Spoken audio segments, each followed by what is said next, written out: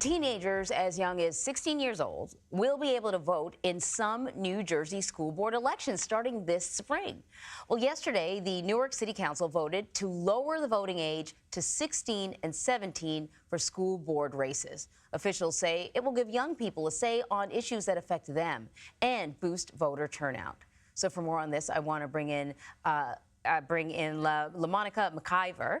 She is in Newark. She is the Newark, New Jersey City Council president. Thank you so much for joining us. So this is really, really interesting. The City Council voted unanimously in favor of this proposal. And this is kind of part of a broader conversation about whether or not younger people should be able to take part in the democratic process, right? So I want to know why Newark took up this fight.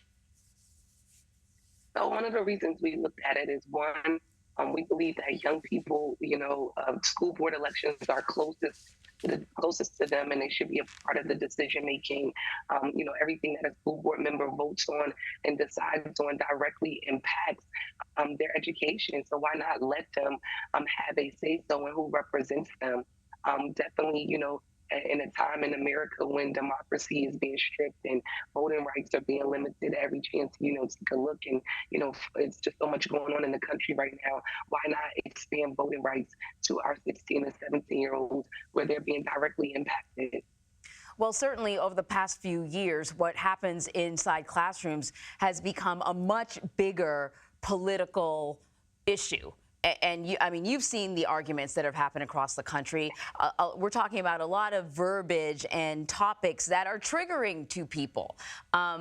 New Jersey Governor Phil Murphy suggested in his state address this week that he supports expanding these voting rights statewide for school board races.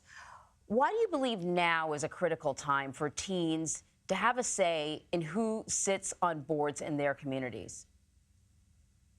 Just like you said, Anne-Marie, there are different things happening in schools. We have school shootings.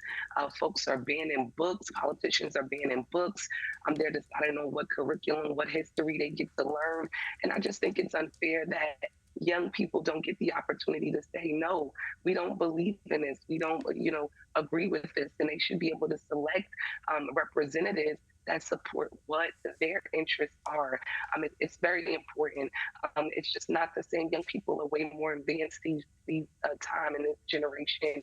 16 and 17-year-olds are, driving and doing other things. They can do so many other things, but they cannot decide who represents them and who represents the best interests of their education, which is shaping their future and shaping their, their decisions and everything. So I think that this is a critical time.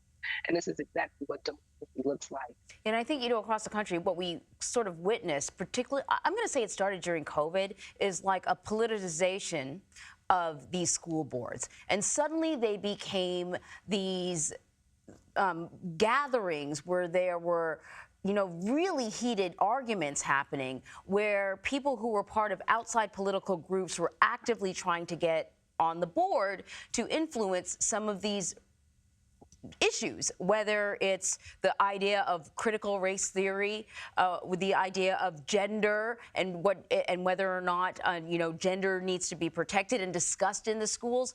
All these topics that I don't think had come up before. But there is a counter argument, and it's the counter argument for the ages. We're talking about teenagers.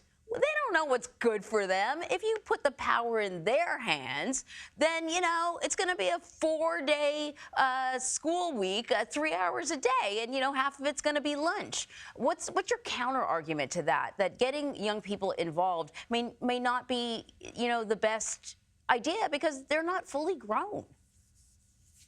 Look, I respect everyone's opinion, but at the end of the day, I just disagree with it. I just think, our young people today, they are the voice of our future. They are so well more mature and advanced. Way more. I'm 37, but when I was 16, sometimes I talk to 16 and 17-year-olds now, and they're way more advanced. And, they're amazing young people, a lot of amazing young people out here, 7,000 to be exact here in the city that will be available to participate in the next election.